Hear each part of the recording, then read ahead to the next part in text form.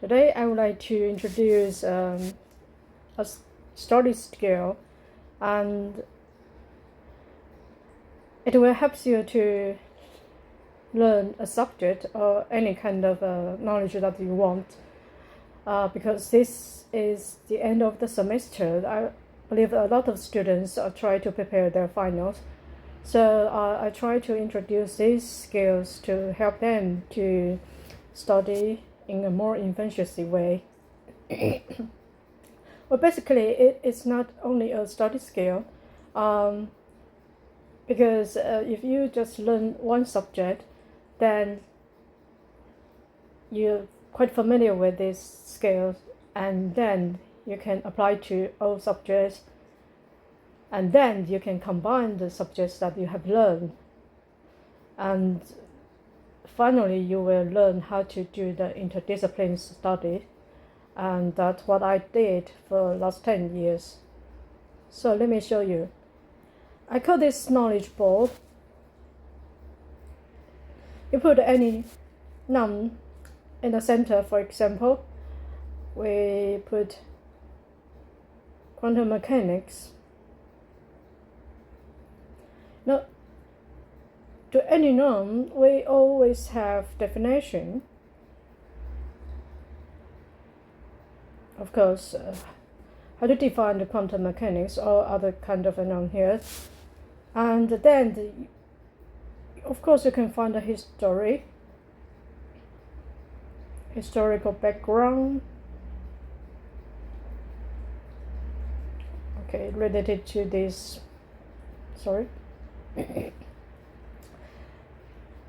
and it will tell you how these things be found, especially from some experiments, and how people build the theory for that. So we will have some descriptions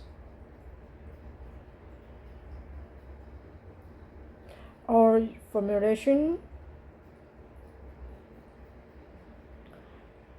sort of things here to describe it is the characteristic, or say the feature or property. It depends on what's inside the circle. And then you will have, I mentioned about the theory, you will have the theory or the method.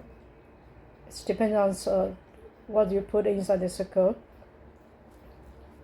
And the final is the application.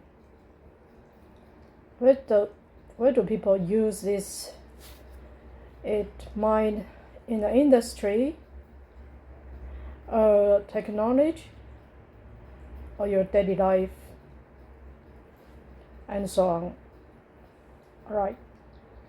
Basically, you can change any nouns over here as you want. And take this as an example, the quantum mechanics. And we all know that it is be founded in the 19th century, or at the beginning of the 20th century. The theorem, black body radiation.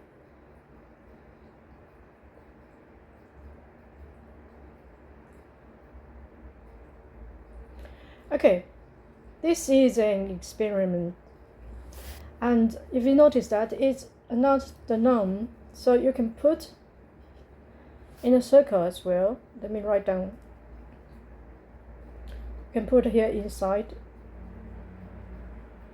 body, black body radiation. Okay, so again we will have a definition, and we will have the history background, who found it, and what's property, why people notice this, and what kind of a problem it brings.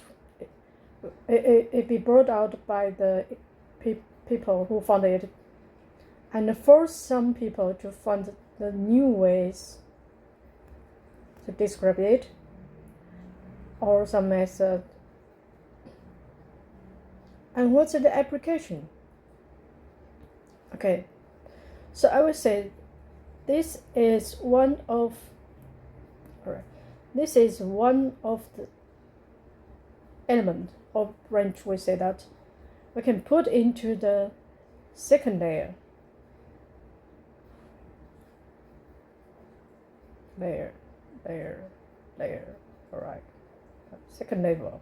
All right. Second layer. To describe this again. Okay. And of course, there are some reasons for doing this, because when you study quantum mechanics, the chapter 1, the introduction, always gives you these examples where the quantum mechanics or quantum theory roots from. They will introduce you from the black body radiation, and what the scientists found out, it cannot be explained by the traditional theoretical explanation. So that causes scientists to find different ways to deal with that. That force Planck found the constant, or we said a Planck constant, because it makes an assumption that the energy is quantized or described.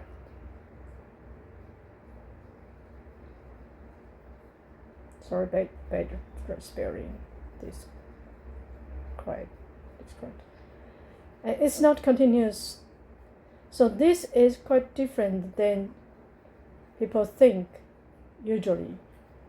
So this is quite important. And the third part, I mentioned the quantize, okay, or quantization. Always say describe. I should check the dictionary how to spell this right. Anyway, quantize energy. We can put it into the other circle.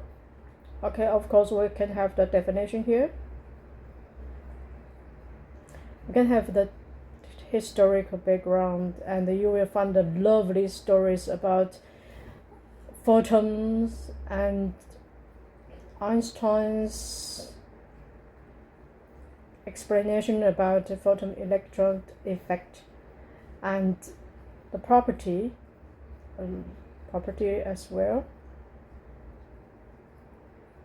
and formula or method or theory.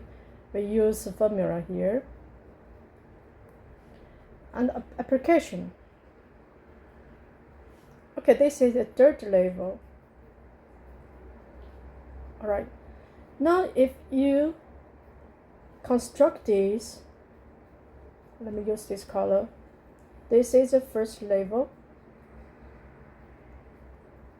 It's a ground level, and we look down, have the more fundamental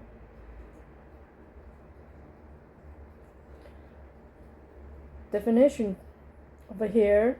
We call this second level, and then we have the more even fundamental one.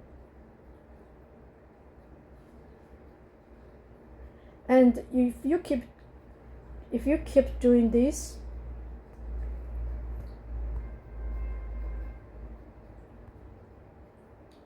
oh, sorry about this. Okay.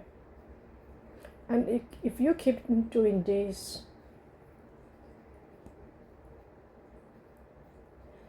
you will eventually arrive at a very, very fundamental problem or description. For example, we say the particle.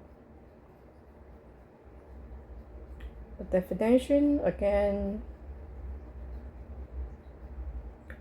and it's not only particle, it can be particle physics,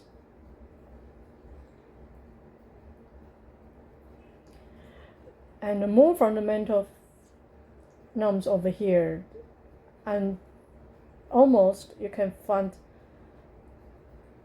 at the final, the root or the orange of the universe. Okay. So the knowledge ball will become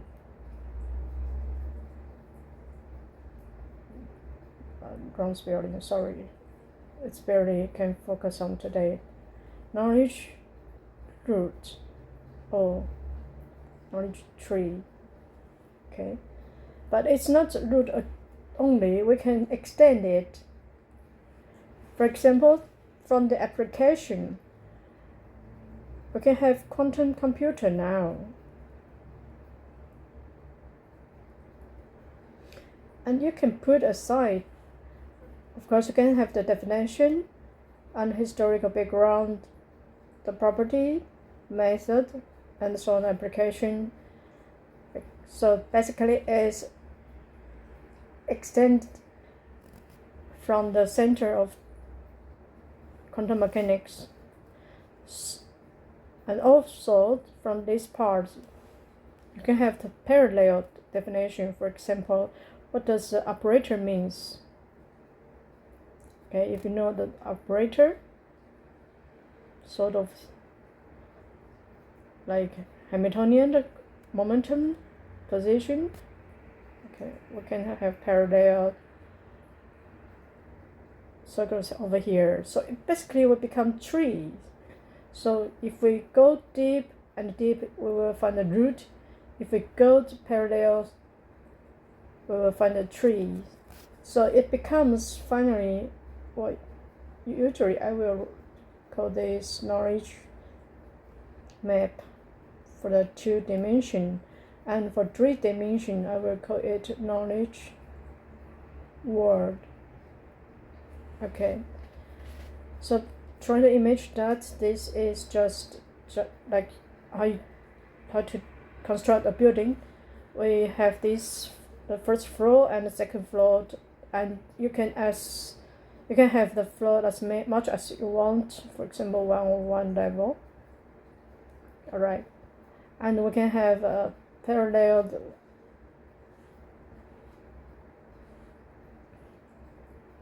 not only one in one floor, we can have a lot.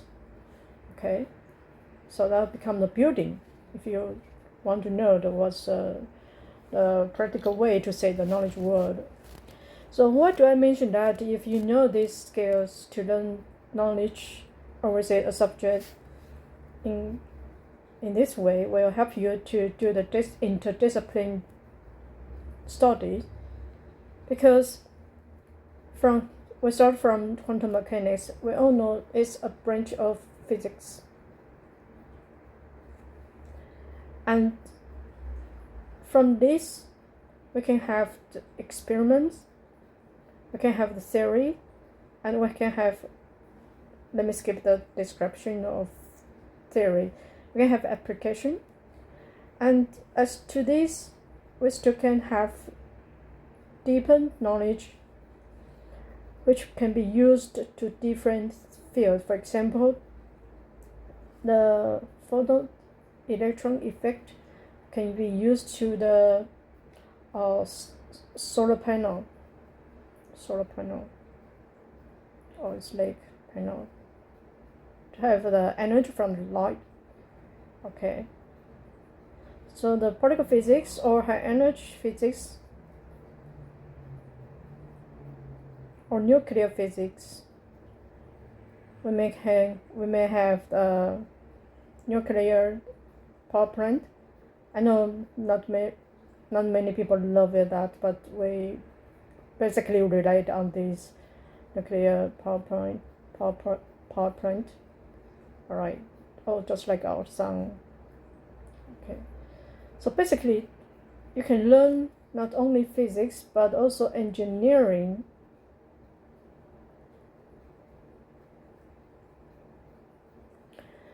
Across different fields. Right.